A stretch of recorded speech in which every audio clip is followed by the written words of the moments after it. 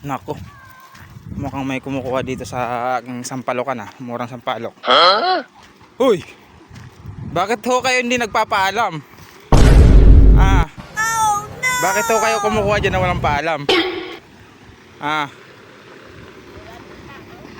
dapat ho nagpapaalam kayo bago kayo kumuha ng ano, mura.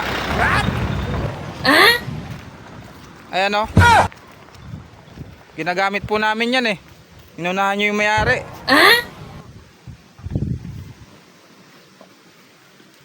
O sige na, kung total mabait naman ako, kumuha na lang kayo dyan. Ayan. Kayo po ba mag-aanak lang o mag-ina? Ayan po, sige po, kumuha lang po kayo dyan. Marami yan. Ayan o. Nakakabigla po kasi kayo. Kabudin lang po kayo kumukuha eh. Sa akin tanim eh. Yan, marami yan. Kuha lang kayo dyan ng kuha. Dati may bahay dito eh.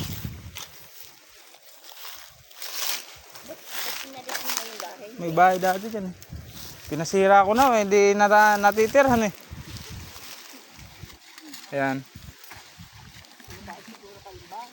Pinabayaan ko na sila dahil hindi nagpaalam eh. Pinakuha ko na lang.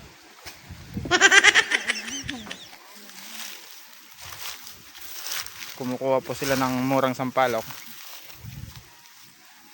Total vlogger naman ako, mabait ako, kaya pinayagan ko na sila. Ayan.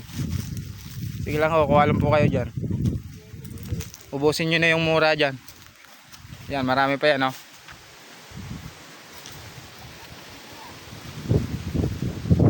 Marshall!